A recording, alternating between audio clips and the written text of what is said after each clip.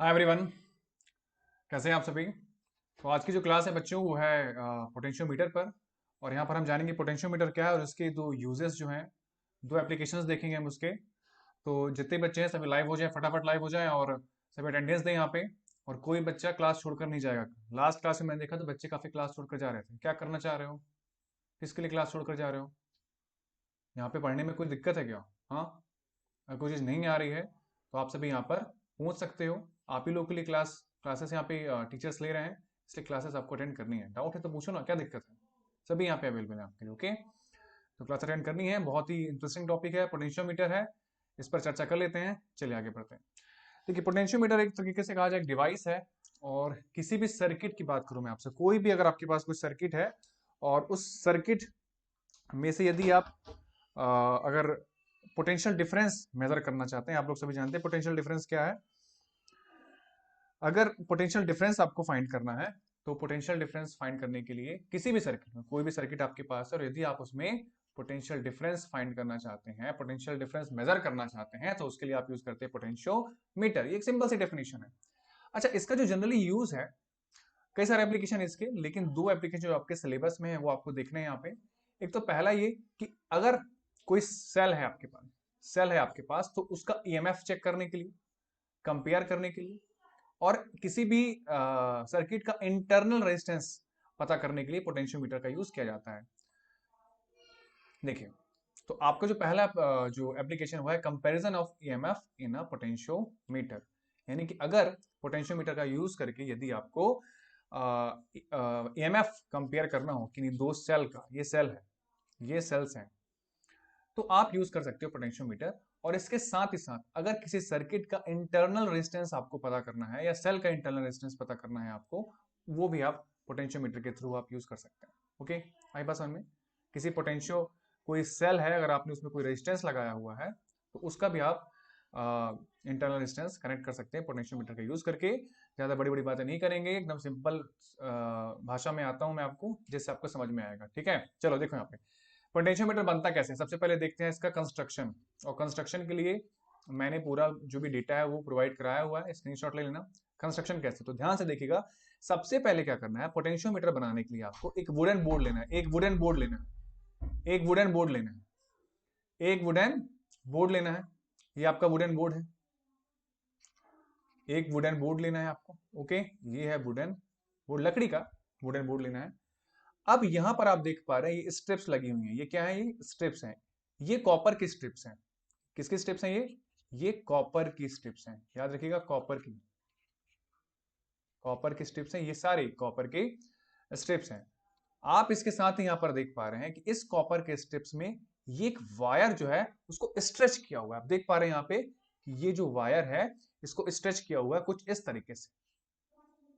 अब ये जो वायर है ये या तो मैग्नीन का होगा या तो कॉन्स्टेंटन का होगा। क्यों होगा, आपको लास्ट क्लास में मैंने बताया था कि जो मैग्नीन होता है, यहां पर देखिए, जो मैग्नीन होता है उसकी जो रेजिस्टिविटी होती है वो होती है बेटा 49 nine into ten to the power -8 ohm metre.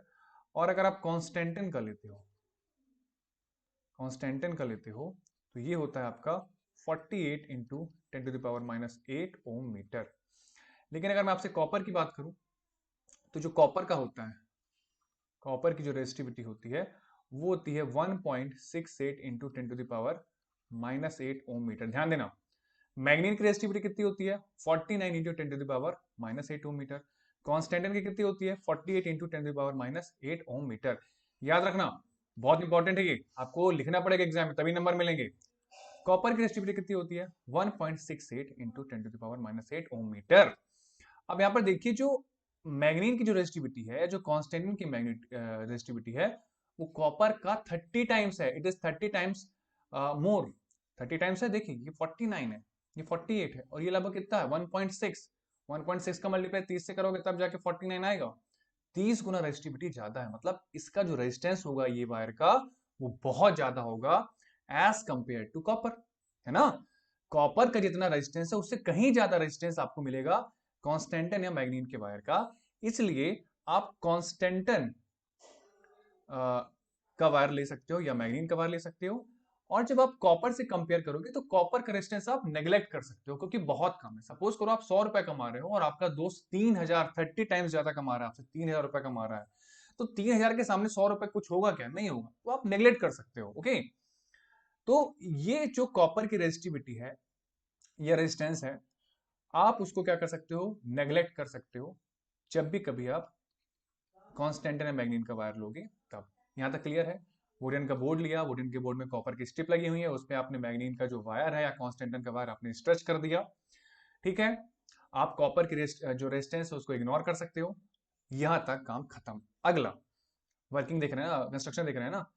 अब आप एक सिंपल सा वायर लो, ये देखिए वायर लिया आपने, और उस वायर का जो पहला एंड है वो कॉपर के इस एंड से कनेक्ट कर दो। कनेक्ट कर दिए आपने, कनेक्ट कर दिया। उसके बाद यहाँ पे आपने की लगाई, की का कोई खास यूज नहीं है, ऑन ऑफ करने के लिए है, की लगाई। अब ये जो सिस्टम है इसको आप बोलते हैं क्या? रिहोस्टेट बोलते हैं। क्या बोलते हैं? रिहोस्टेट बोलते हैं।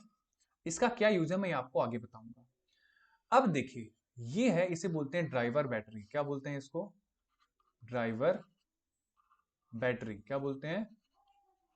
Driver battery. ड्राइवर बैटरी क्यों बोलते हैं? क्योंकि पूरे सर्किट में करंट भी तो फ्लो कराना है, बिना करंट के कैसे काम चल जाएगा, इसलिए इसको बोलते हैं ड्राइवर बैटरी।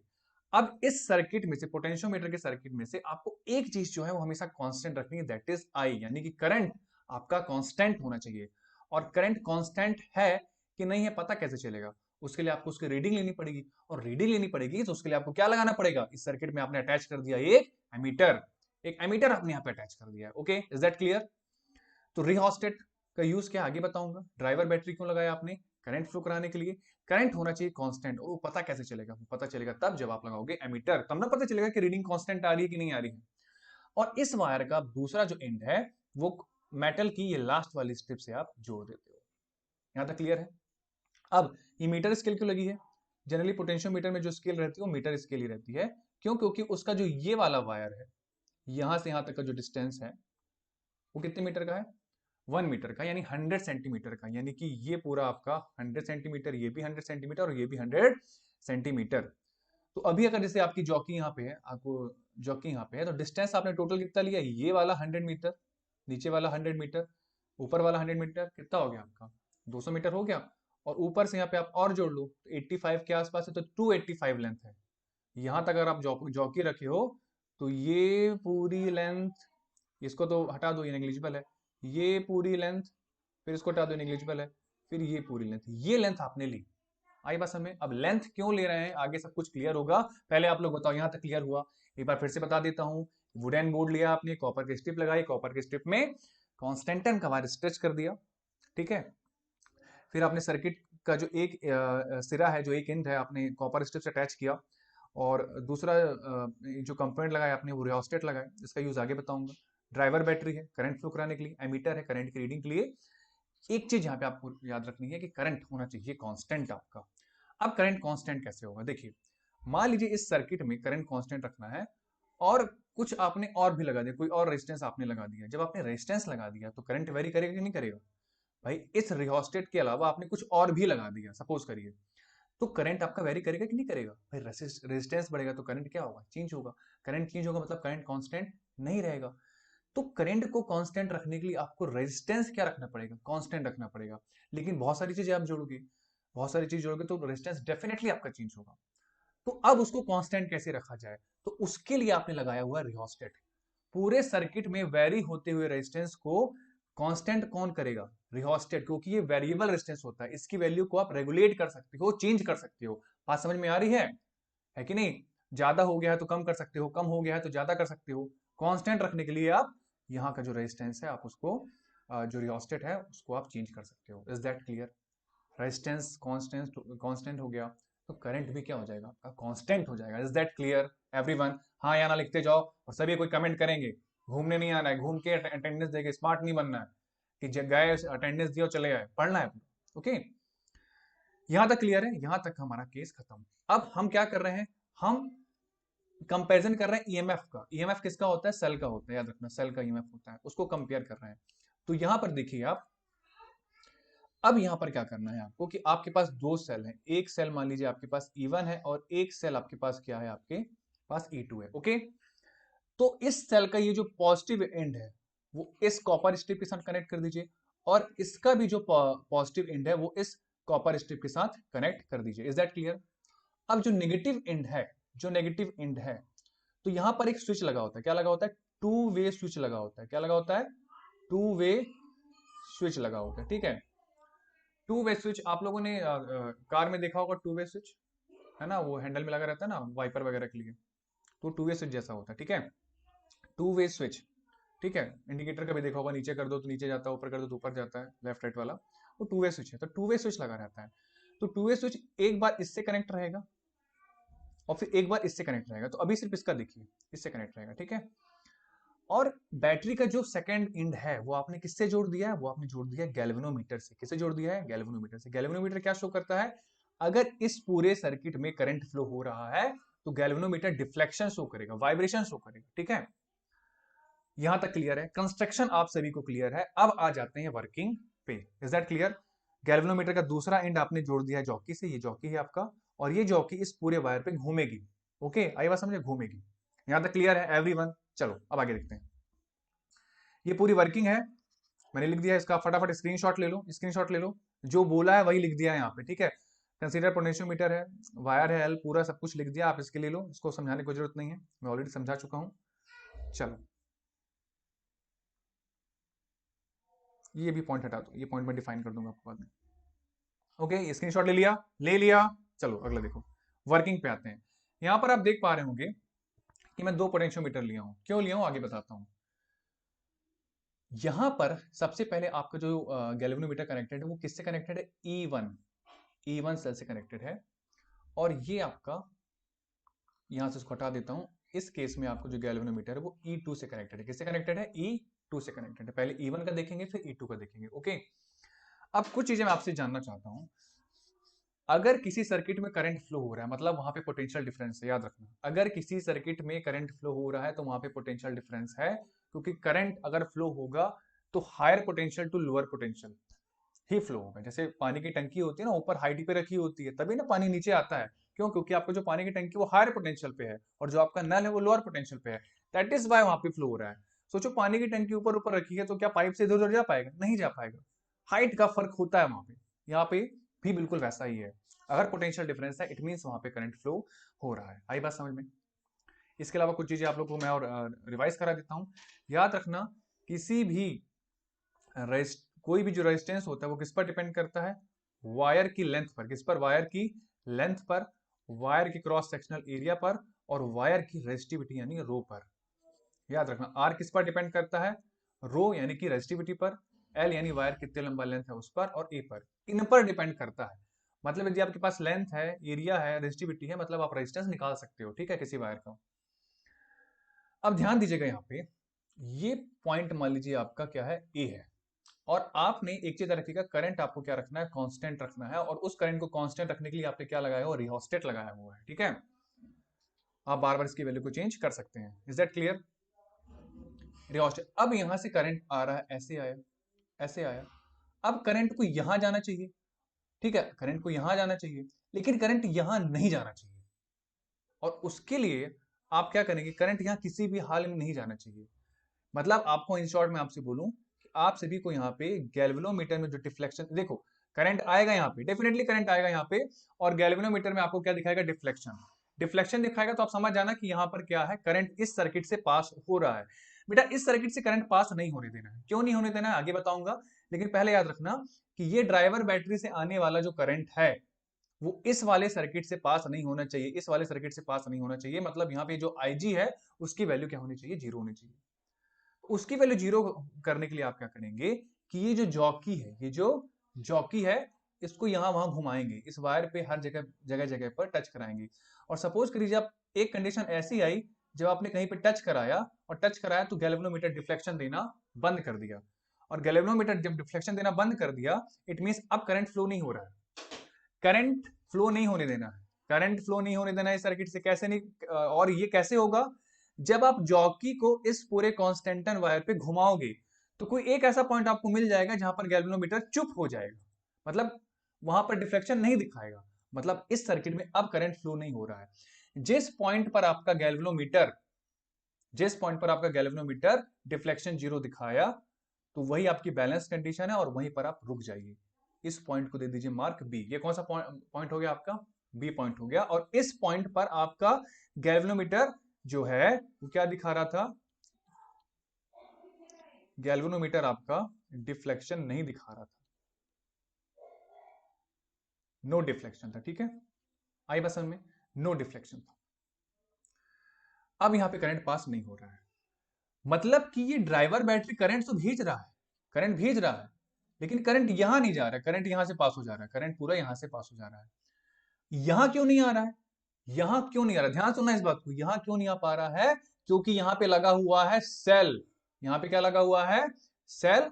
और ये इतना ही करंट इधर ड्रॉ कर रहा है, जितना करंट ये इधर आ रहा है उतना ही करंट इधर ड्रॉ कर रहा है। इट मींस इस बैटरी के कारण इस पॉइंट और इस पॉइंट के बीच में जितना ईएमएफ प्रोड्यूस हो रहा है उतना ही ईएमएफ E1 भी प्रोड्यूस कर रहा है। नहीं समझ में आया? नहीं समझ में आया? नहीं समझ में आया? फिर से देखो, अगर इस सर्किट में करंट फ्लो नहीं हो रहा है, अगर इस सर्किट में करंट फ्लो नहीं हो रहा है तो इसलिए नहीं फ्लो हो रहा है क्योंकि ये सेल का जो ईएमएफ है, ये सेल का जो ईएमएफ है वो इस करंट के द्वारा यहां से यहां तक जो उसने सफर तय किया, जो ट्रेवल किया, ठीक है, तो यहां से यहां तक का जो इतने से लेके पूरा देखते जाओ, यहां से लेके यहां तक का, ठीक है, वायर है, तो यहां तक करंट फ्लो हो, तो यहां से लेके यहां तक का जो ईएमएफ बैटरी के द्वारा प्रोड्यूस हो रहा है, देखो बैटरी का ईएमएफ बहुत हाई है, आई बात समझ में। लेकिन मैं कहां से कहां तक के ईएमएफ की बात कर रहा हूं? यहां से लेके पूरे यहां तक के ईएमएफ की बात कर रहा हूं। तो इस करंट के द्वारा यहां से यहां तक का जो ईएमएफ है, उस ईएमएफ को ये भाई साहब काट रहे हैं, उतने ईएमएफ काट रहे हैं ना, काट रहे तभी ना करंट इधर फ्लो नहीं कर पा रहा है। मतलब इतना जो ईएमएफ आप कैलकुलेट करेंगे वो इस बैटरी के सेल के ईएमएफ के बराबर होगा। फिर से देख लो, यहां से करंट आया, ठीक है, और ये पूरा यहां से यहां तक आपने इस पॉइंट पर इतने पॉइंट तक आपका आईजी आ गया था। मतलब इतने ईएमएफ को, ए से बी तक के ईएमएफ को, हाँ यहां देख लो, बताता हूं आपको, जो आपका वी ए बी है, ए से बी तक के ईएमएफ को बैटरी काट रही है। समझ में आ रही है? नहीं, अगर यहां पे करंट फ्लो नहीं हो रहा है, इट मींस ए पॉइंट और बी पॉइंट के बीच का जो ईएमएफ है, ईएमएफ मतलब वोल्टेज, पोटेंशियल डिफरेंस, ठीक है, मतलब ए और बी के बीच का जो पोटेंशियल डिफरेंस है, जो ईएमएफ है, उसको ये बैटरी काट रही है। समझ में आ रही है? इस वाले बैटरी कारण जो ए और बी के बीच का जो ईएमएफ बन रहा है, उतनी ईएमएफ को ये बैटरी काट रही है। बार बार बता रहा हूं, कंफ्यूज मत होना। इट मींस अगर आप ए से बी के बीच का क्या निकाले तो ईएमएफ निकाले तो वही सेल का ईएमएफ होगा, बात खत्म। अब अगर आपको ईएमएफ निकालना है तो वी इक्वल टू क्या होता है? आई आर होता है। तो आई कौन सा फ्लो हो रहा है? यह वाला मेन फ्लो हो रहा है।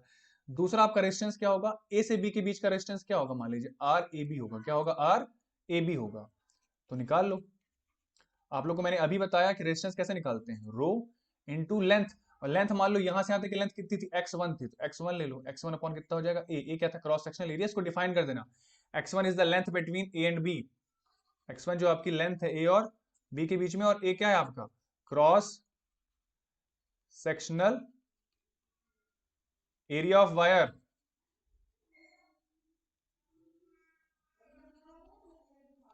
वायर की जो मोटाई होती है ना, तो क्रॉस सेक्शनल एरिया। क्लियर है? ये आ गया। और ये किसके बराबर होगा बेटा? ये होगा आपका E1 के बराबर। यहाँ पे आ गया आपका I, यहाँ पे आ गया आपका रो, यहाँ पे आ गया आपका x1, यहाँ पे आ गया आपका ए। स्क्रीनशॉट ले लो।